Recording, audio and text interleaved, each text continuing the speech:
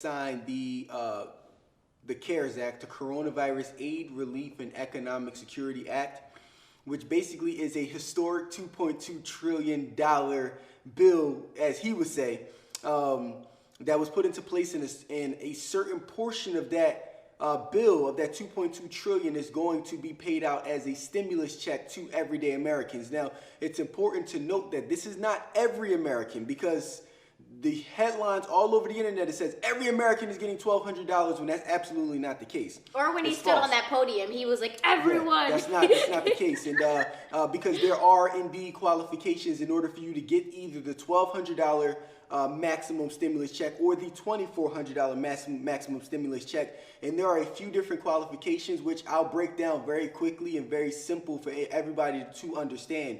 Number one, you had to have filed a 2018 or a 2019 tax return. That is the only way they are going to know your income qualification, know how many dependents that you have, and to know your address or your direct deposit information on where they're going to be sending this $1,200 or $2,400. Okay, now, on top of you having to file a 2018 or 2019 tax return, you also need to have a valid Social Security number, okay? Which brings me to a point of those who are undocumented immigrants and those who have I-10 numbers, they do not qualify to get a stimulus check, although they pay taxes into this system, which it sucks, to be honest, because anybody that pays taxes into this system, they should qualify to get some sort of stimulus check, and these individuals are not getting one, although they're dealing with the same exact hardships, although they're dealing with being laid off from their jobs, and they're not included in this. So that sucks, and I think it's something that the government needs to review once more and make a change immediately. But you do need to have a valid Social Security number. Now, the number two qualification is income qualifications. Now, that's based off of 3 different levels, okay? Now, you got your people who filed as single. If you filed as single, basically the income qualification is $75,000, up to $75,000. So, if you're somebody that filed single, you made up to $75,000, you will indeed be getting a $1,200 stimulus check. Now, the way that it works is there's a phase-out period up to $99,000. What does that phase-out period mean? Well, let's say you're somebody that's on this line right now and you make $75,100. Well, for every $100 that you make above $75,000, they're going to deduct $5 from your stimulus check.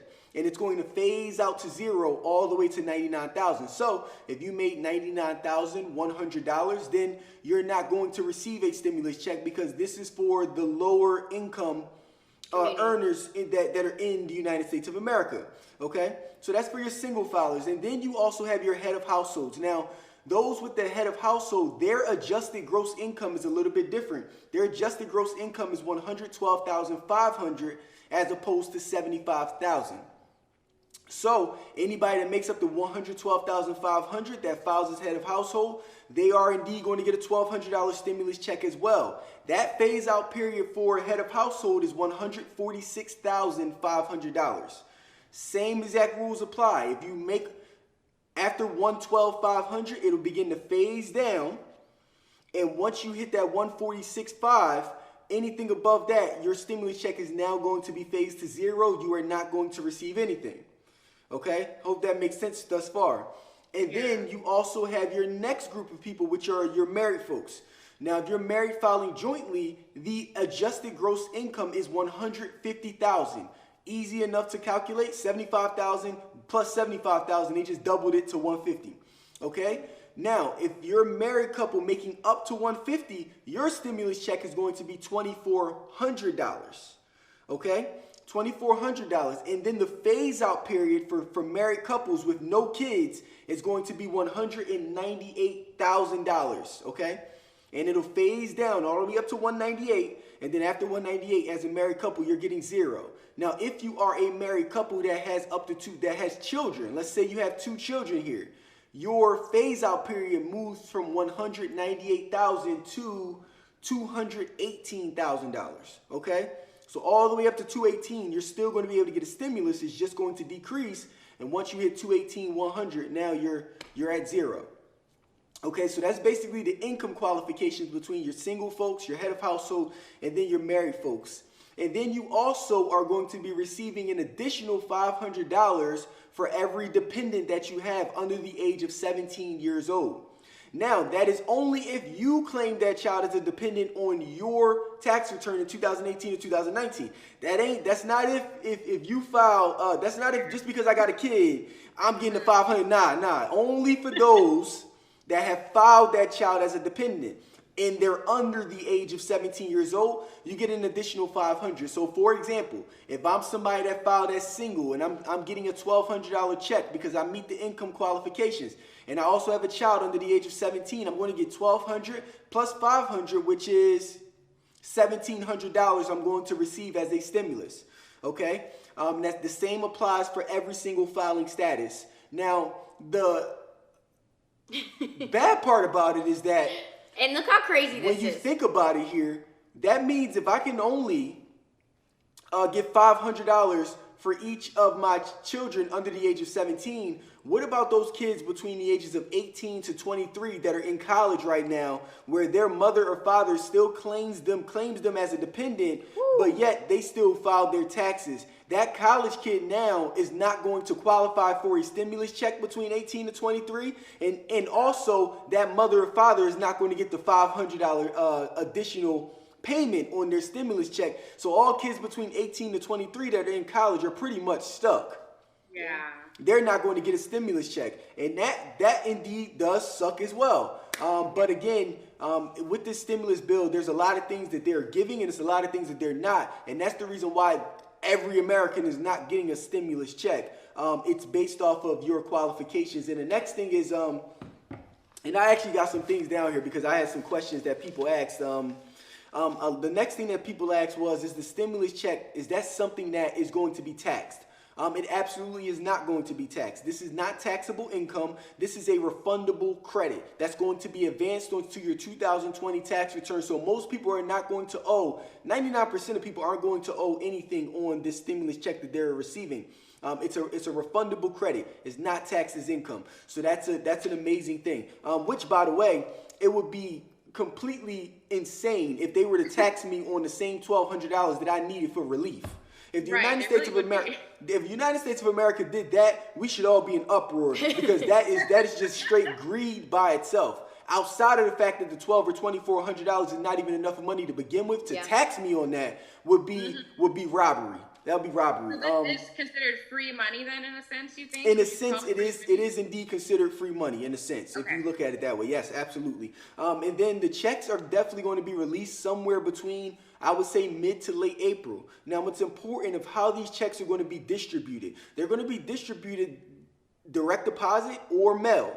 Okay, now, that's the reason why they need your 2018 or 2019, because if you got your tax refund via direct deposit, let's say in 2019, they're going to use the same routing and account information to deposit the stimulus check. You don't have to apply for anything. It'll be automatically deposited there. Now, let's say your bank account information changed and it's invalid. Then they're going to move to mail you the check. Now, if they're mailing you the check, they're going to be using the latest address that they have on file from your 2019 or 2018 tax return. Here's where the issue comes in play. Let's say that your address changed and you only filed in, let's say you filed in 2018, but your address changed. Where exactly are they going to send the check? They're not going to know where to send it because there's not a verified address. So with that being said, what everybody can do is they can file Form 8822. Write that down. Anybody listening? Form 8822. Form 8822. You can file that on the IRS website. It's online. You can fill out that form. That is a change of address form. You can update that address with the IRS. You don't got to stay on the phone with them for hours trying to get your address changed. Fill it out online, simple enough, so that they have the up-to-date address on file so that they can send it to you without delay. Yes. Okay? Now, if you owe the IRS, this is the next question. What if I owe the IRS? Are they going to snatch my $1,200 or $2,400 if I owe and I have an offset? For 99% of all of the offsets, they're not going to snatch your stimulus check. It's going to bypass. Okay. Okay? So that's good for those who do indeed owe money. It'll bypass. The only The only offset that I'm looking at as of right now is child support. If you do indeed owe child support and you have back child support, they may indeed decrease your stimulus check to cover for that child support. So I would suggest for anybody that does have back child support that's not up to date in their payments, please make sure that you're giving a call to whatever department you need to get things fixed immediately so that does not affect your stimulus check. Okay? And the last thing is for those that have Social Security. If you are in Social Security, most people that file Social Security are not filling out a 2019 or a 2018 tax return. So with that being said, you normally get what's called a SSA 1099 in the mail. When you get that SSA 1099, you're able to use that 1099. The IRS will be looking at that, and they'll still be able to pay out your stimulus check if you are indeed on Social Security. So obviously that's a very broad response. I'm not going to get more into I won't get more into the specifics here. I think that I want to challenge everybody that's listening to this to please do your own research. Please make sure you're looking at valid sources, whether it be on the IRS website, whether it be following the Secretary of Treasury and that administration, making sure that you're looking at valid websites and making sure you're looking at people who actually are in this field that know what they're talking about, because there were so many false responses going around of people saying, yeah, the stimulus check is going to be taxed, just because they believe that it's going to be taxed when that indeed is completely false. So make sure you're getting it from credible sources, people that actually educated themselves on this, and more importantly, that if you need your 2016, 2017, 2018, or 2019 taxes done, you can get them done at Jumping Jack Tax. We are a virtual tax preparation company. We're the fastest virtual tax prep company in the country. And during this time where you can't leave your home, you're still able to get your taxes done. All you got to do is download the Jumping Jack Tax app. You'll find a virtual tax pro in your area. You can send all of your documents straight through the internet through a secured portal. That virtual tax pro is going to have a video call with you, much like how we're doing right now on Zoom, to review all of your documents. You can sign it electronically. They'll send it right over to the IRS within 72 hours to make sure that your stimulus check is not delayed. Oh, that is so awesome. Can we give it up for that? We have no live audience today, but I want to give it up for that. Well, hey, as much as I can do to help, I educated myself a lot on this. Jumping Jack Tax.